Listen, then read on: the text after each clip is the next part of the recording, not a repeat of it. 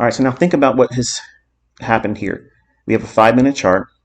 We have liquidity down here. So at this low and just below it, I teach my students, we aim for that. I don't look at that as it's going to go down here and bounce. I don't ever look at it like that.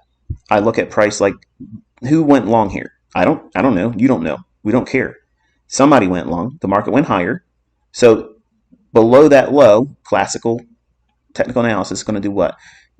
Preach that you have to put your stop loss rate at that low or just below it, right? So what kind of stop is going to be there? A sell stop. It rallies up. It breaks down. What just happened right here?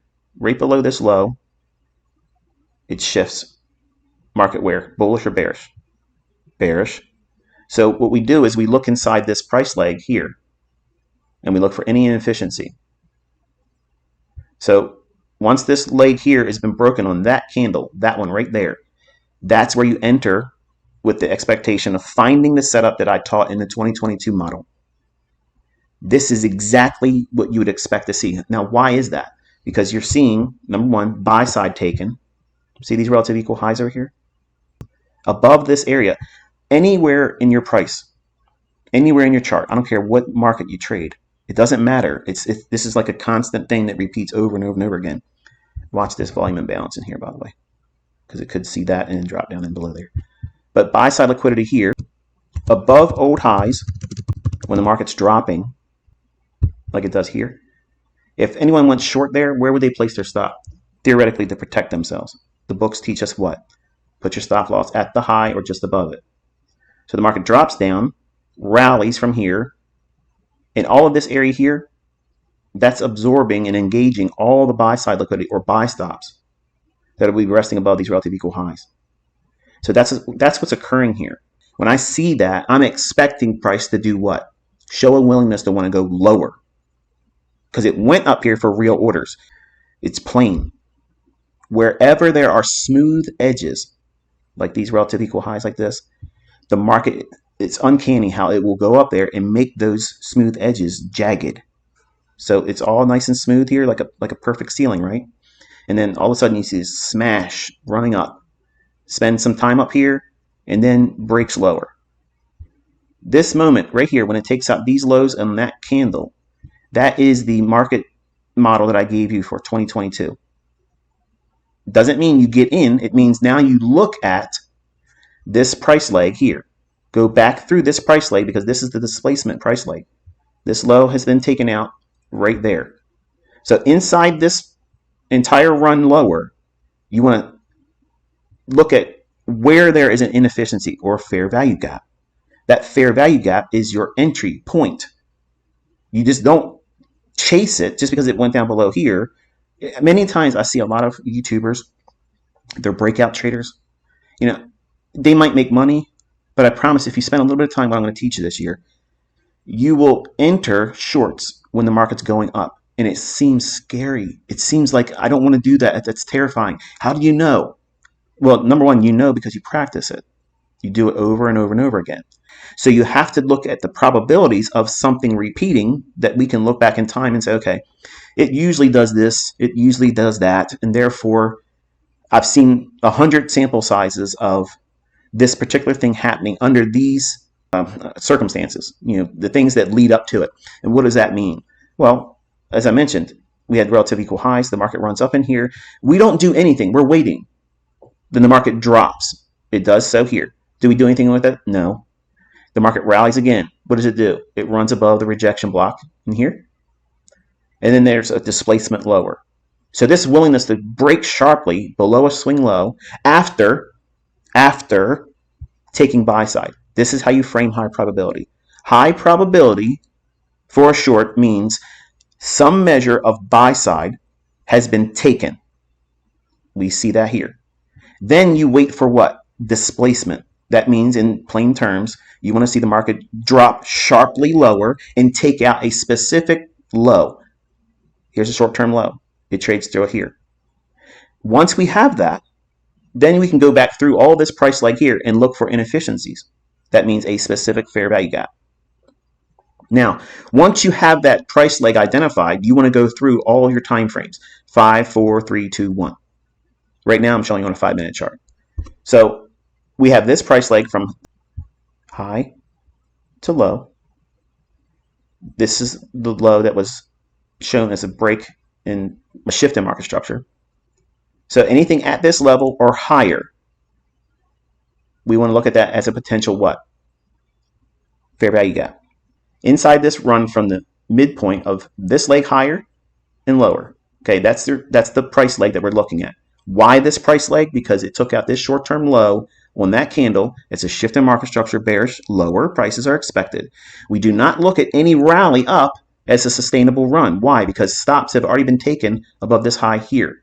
Then there's a shift in market structure below that low. That means that any rally after establishing the midpoint here, once it goes above that, in my mind, I'm thinking we're only going up to go down. So algorithmically, the market will print and produce a premium market. A premium market is where you want to sell your long positions as partials or enter your short positions. When the market's rallying, that's where you want to short. You don't want to sell in down candles. That's chasing price. When you see me doing my committing into a position, I'm selling short in the up candle. And then I'm adding more as the candles are going up into that move. So that's the reason why I teach the PD array matrix. So that way we can frame a price leg, as we're doing here, the high to that low. Why am I specifically aiming for this price leg? Why am I only looking at this one? And why am I looking at this one? Because this one here didn't do any kind of a short-term price run where it created a swing low like this one does here. It rallies up, and then it overlaps that entire run and breaks it there on that candle. Once that occurs, as soon as that happens, I'm waiting for price to make a turn and start going back up. Well, what happens here? ICT didn't go above the equilibrium, price went here? No, because this level isn't the equilibrium until this low. So if we were looking at this here, did that trade meaningfully above the 50% level? No. And even if it poked its head above that, did it trade to a fair value gap that would be inside that price leg from here to here? No. So look closer. You have this price run down. We're waiting for price to go back above equilibrium, which is the 50% level on your fib. There's no mystery to it, okay? This is the only benefit of having a Fibonacci in my mind. That and how I use it for targeting. But this run above equilibrium within this price leg here, that sets the stage. Okay, now we are in a premium market, meaning this range is premium.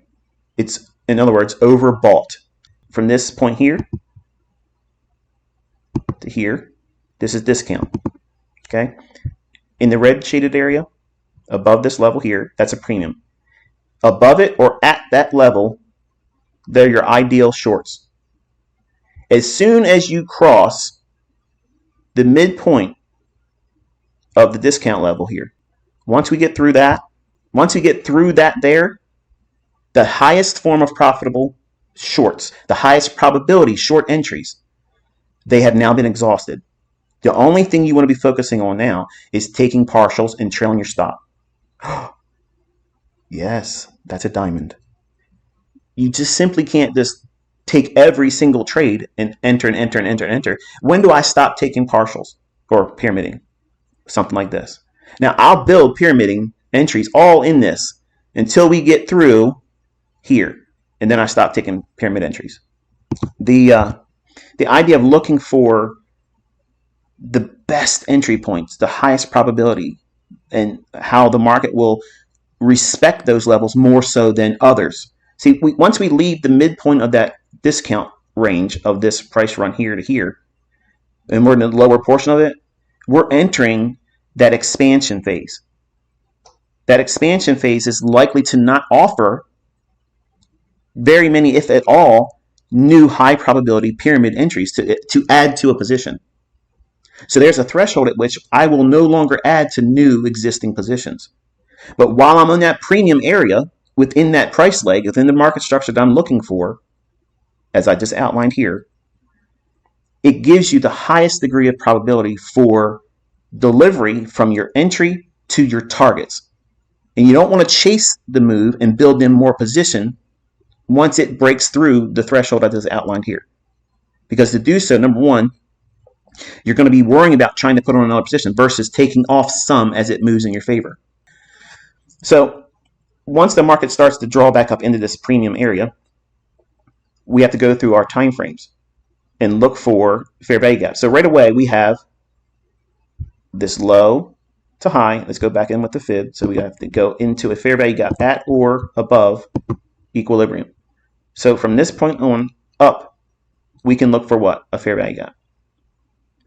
Is this a fair value gap? Yes. What if you sold short there? Would it be profitable? Yes. Where would your stop need to be? Here, it needs to be at the high. That's a lot. That's a lot of range. But I don't want to have a stop loss like that. Okay, but you're going to have to be more selective with your entries then. Now look closer. Inside this price leg here, this is why I'm not supply and demand also. What is this? What's that? What's the separation between this candle's close and this candle's opening? Volume imbalance. The volume imbalance has no body between two close and or opening prices. So it can be a volume imbalance between a higher close and a lower opening, or it could be a difference between a close with a higher opening. That's the difference between the two potential volume imbalances. The wicks overlap. See how it has a small little wick right here? There's a small little wick here and a small little wick right here. Whenever I'm looking at price, I'm looking for those types of things because that's a signature. That's a little glitch in the matrix. Think of it like that. So if you take that and draw it through, if you cut through all this drop as it's retracing back up, what's it reaching for? It is reaching for an imbalance in here. Yes, there's one here with this candle. There's one here between this candle's low and this candle's high. And then we have one here to here specifically with that candle. Which one is better? Yes, you can enter here and have a stop loss up here. But look closer. In this delivery higher, when it ran higher, what is this last up close candle anyway? It's a bearish order block. Why is it a bearish order block? Because it has a fair value gap. Opening price on this candle is 4130.00. Okay. What's the high on this candle here? The high of that candle is 4130.00. That's algorithmic. What's the high on the next candle here? 4130.00. Again, not one tick off, not one tick over, not one tick short. So if you had a series of fair value gaps, which one do you look to trade to or use your entry at? Look for the bearish order block. Look for a volume imbalance or a fair value gap on the other side of the drop. You extend it through. Again, we cut through candles. So with that volume imbalance and the fact that it's above equilibrium on that price leg right here. So the first one you can come to, you could go short there and your risk would be to that high. Trading at this one with the volume imbalance and the fair value gap, and now watch. What's the half of this up close candle? Remember what that was? A candle, a range, a specific candle that's been delivered in price. The midpoint of that is mean threshold. Low to high is 4131.5. So if you were taking this fair value gap, joining it with the volume imbalance, and it's a bearish order block, price should not do what? It should not trade above the midpoint of that up close candle. So your stop could be at 4132. 4132. So that means you have a 2-handle or 2-point stop loss. So that's how we go through the process of looking for the right fair value gap. Now, if there's no volume imbalance or if there's no fair value gap here on the other side of the displacement leg, then I'll use the first fair value gap above the equilibrium. And then there it is. Now, another version of this would be using this. And I usually do this if I'm going to be building a large position. Like if I know I'm going to be building a large pyramid position up, I'll use this run up where it takes, right before it drops down, it takes a shift in market structure. So this is the displacement leg. Okay, this leg here, you split that in half. You would use any fair value gap. Any fair value gap at this level. This leg here to here. If we had no volume imbalance, if that wasn't there, I would take this low to that high, the equilibrium there, drag that through. This would be the fair value gap at that moment. So then I would be doing this. Again, this is assuming that there's no volume imbalance. My entry would be here and framed on this fair value gap there. Show me how to pick the right fair value gap. I just did. So there's the logic. Okay, and here's the sell side. Now let me take your attention right back down into here because I told you watch this volume imbalance. If you go over here between the candle's close and the candle's opening, you want to get real used to doing that in your charts. When you see that, your eye's going to jump to it. Do you see it here? See that right there? That's a volume imbalance.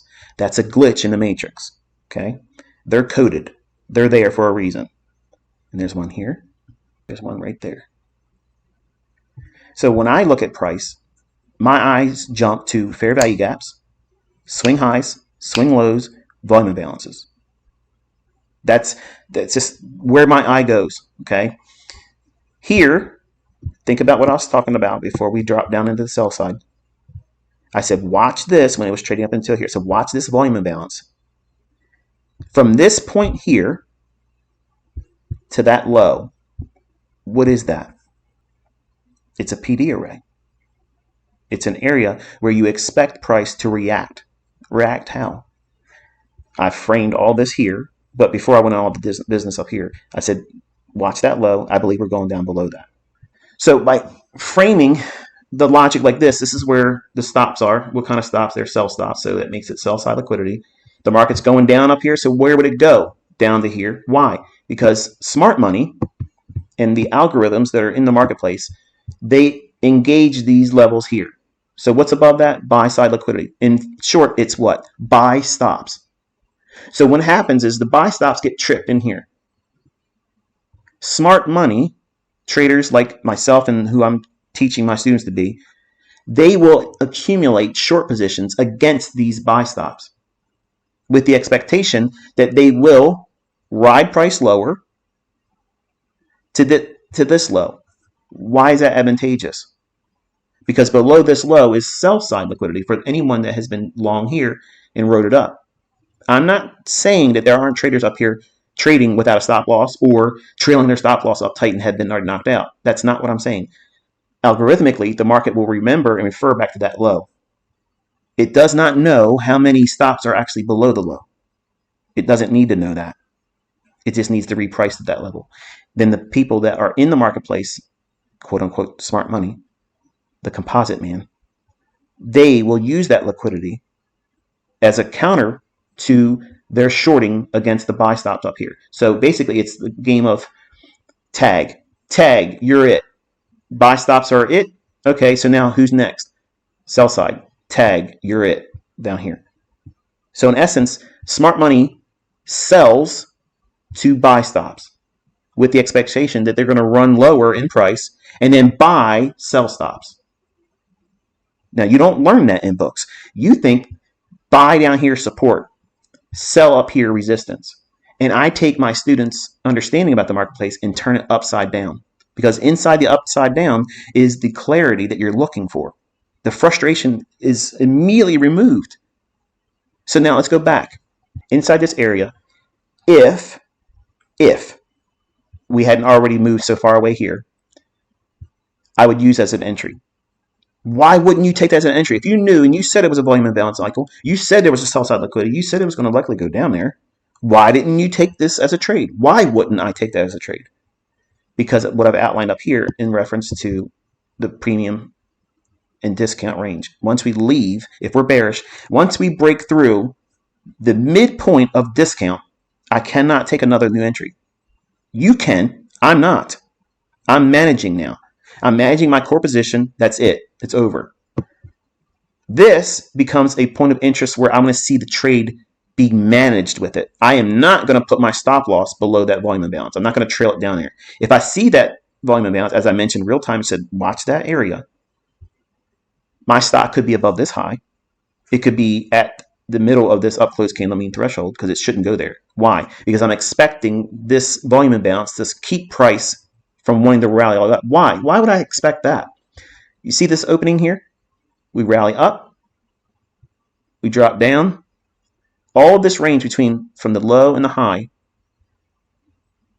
that range has already been delivered to this low. So 41.18. The next candle here, we open, we drop down, and we roll right back over top of 41.18. So we had 2 times between this candle's high and this candle's low, this entire range. School is in session with ICT. So inside that range, this is now balanced because we've had delivery to the downside. We came off of it. We went down through it again, and then we left what? A volume imbalance. So it's highly, highly unlikely that the market's going to do what? Think. What do you see in here? That low to that high. What's that price? It's consequent encroachment. Wait a minute. You said that's for gaps and fair value gaps. Yes. A wick is a gap. To an algorithm, they view a wick as a gap. Midpoint of that is consequent encroachment. What price is that? 41.19 and a quarter. So my stop would have to be above that. Trusting that it would not go above that. That's stop management. That's how you understand what you're looking for. So in this area here, that volume imbalance will simply just be a measure of me managing a position that's open until we get down to here and we can take partials. Okay. So now this is important because we have technically fulfilled the repricing of this down close candle. So this SIBI, which is a fair value gap, sell side imbalance, buy side inefficiency. It offered the range on the downside. So to reprice that is going to be delivery on the upside, which is what we have here. But now because we've hit that and we're going into what? The opening in New York at 9:30, we have to demand a whole lot from price action because it's already delivered enough to cause us to go into consolidation. We don't know with any great degree of certainty now if it's going to rally higher or if it's going to decline lower. So how would I use that on a day like today? I would probably trade specifically the afternoon session. I would let the street money wrestle with the strong money, smart money in the morning session. It doesn't mean I'm going to turn off the live stream. It just means that I'm not likely to see a setup because of this condition here. We've arrived at a level I mentioned that would be likely possible, but it doesn't really give us much. It did offer what? Weaker S&P. Did we have weaker S&P? Did you see a signal form? No. Did you see me outline a signature in price that should offer what? Response in price. The bias is what? On S&P, lower. Where was it likely to go to from this volume imbalance? To this low and underneath it. Why? Because everything I've outlined here. So that's model 2022, last year's teaching right here in price action. And the logic of how to know that the market's likely to be bearish or bullish. I'll walk you through that this morning. How do you get a bias? How do you look for risk on, risk off? Real quick in your notes, risk on is when the dollar's dropping or likely to go lower. If dollar's up or going up or likely to go up, that means it's risk off. All other assets are likely to go lower or have difficulty going higher. If dollar's going lower, that means it's going to be easy for buy signals in S&P and in futures or Forex to go higher. All right, so we're a couple minutes away from the open. Now, you can see this fair value gap here. Would you take that? No. Why? Because we've already moved a lot and we've already tapped into sell side. So what could happen at the open, we could start to sell off a little bit, get everybody thinking, okay, it's been going down. It's going to keep going down. So they'll dogpile in going short, and then they'll rip it up above this volume imbalance. This here is the only exposed area I see in price with the exception of this one. Why? There's no overlap between the candle before this one with this candle and this candle between their respective highs and lows, meaning, so that is a SIBI. It is a fair value gap by classification, but specifically it is a sell side imbalance, buy side inefficiency. So within this run from here to here, that is above equilibrium. I'm not stating that this is what's going to happen, folks. Be mindful of that. I'm answering questions you're probably seeing. This fair value gap, what would you do with it? I would do nothing with it. I would watch. Why? Why are we watching price right now? Because it's already fulfilled several things on dollar, and it's already fulfilled a run on liquidity here ahead of 930. If this would have been trading up here still, I'd say, okay, I'm looking for a short and I'm going to target that low. But because we already broke down, the model that I taught last year has already delivered. So since it's already delivered what I would expect reasonably, so you have to be careful. So anything here that we get from this fair value gap I mentioned, we could take out that low, entice new sellers at the open, and then this is electronic trading hours. If you go here to regular trading hours, so we're down here in electronic trading, and we have a gap from yesterday's close to here. So now think about that. We have already tapped into sell side here. We've already traded down here. We hit it. Yes, we do have a fair value gap here. But just because it's a fair value gap doesn't mean it's a tradable entry point. It's something that we watch, just like this volume imbalance here. Okay? Because we're down here at 41.13.5 in electronic trading, the markets are going to see the market as a gap lower, and street money sees, oh, it's weak. Let me get short. Let me sell my stocks. So any movement lower, they're going to chase that. When we have a significant gap between where the markets view it from regular trading hours, it's more likely that they'll want to trade back up into that range versus I would not want to chase it lower here. So not every fair value gap is an entry. Not every imbalance is a reason to get into the trade. All right, market's open. I want to see it take out that low, to be honest with you first. I don't want to see it run from here. I want to see it take out that low. Okay, now if we go back to regular trading hours, this is what everybody's seen. The market was here and we gapped down. Oh my goodness, the market's going lower. So street money's doing what? Selling, selling, selling. Be mindful of this. If we do continuously drop, 41.0650 is something, in my mind, significant because it's consequent encroachment of that wick. So theoretically, what I'm saying is from the close of yesterday to the open of today, this range is likely to be traded back up into. So all of this here. And where does it take us up into? That fair value gap. So all of this now has been explained, why it's important to me, why I'm watching it, why it's even worth mentioning. So on the downside, we had that consequent encroachment on that wick. I would have liked to see that hit that first. But if we rip from here, that's fine. And before you can get to the point where you can get in and take trades and trust what the logic is that you're trying to trade on, you have to do this part, folks. And it feels like it's a waste of time. It feels like it's monotonous. It's unproductive when it's extremely productive. Sitting here watching these candles form around specific times of the day, the logic behind it, why it should do certain things, why it shouldn't do certain other things, it's crucial. So think about what has transpired here from 7 o'clock, okay, from here down into the sell side. So it delivered a beautiful low resistance liquidity run. It was in agreement with the dollar index going higher. We had support of like the euro wanting to go lower, gold wanting to go lower. So everything with a risk off scenario delivered price, as we see here. The better, and this is for your journal, the better morning sessions are if we open up with this framework as I've outlined. If it hadn't done the drop, like say for instance it was trading like here at 9:30 and we hadn't taken out that low yet, that is a real obvious easy opening session trade where that's where I would be doing it. But notice what has already happened at 9:30 right here on this candle. It had already delivered into the sell side. So in my mind, my experience tells me just sit still. It's already done something. And because it's opening at 9:30, there's initial volatility, there's uncertainty. We don't know if it's going to run up into that red area here. I could be completely wrong. It could just go right on through that 41.0650 level and dollars scream higher. That's the uncertainty that's associated with this type of market structure at the time of the 9:30 opening after the delivery of the model that I taught you last year. Everything has already transpired. So we have to sit and wait, demand more information. That is never a bad thing. It's never a bad thing because trades always repeat themselves.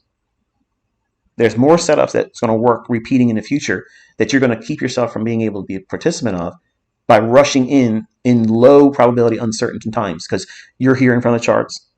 So therefore you must take a trade. That's asinine. That's gambling. So here you go. You have an example of me outlining a trade that I would not take, which is trading in that fair value gap, but it offered 5 handles. You might look at that and say, that was perfect. That's cherry for me. It meets every one of my criteria. Don't let me influence you. I'm just saying because you want to hear me tell you these things. This is what I would do. This is what I wouldn't do. This is why I wouldn't want to do it. That's mentoring. Now, if we get above this fair value gap now, after this, and touch that support, I think we could potentially run up into here.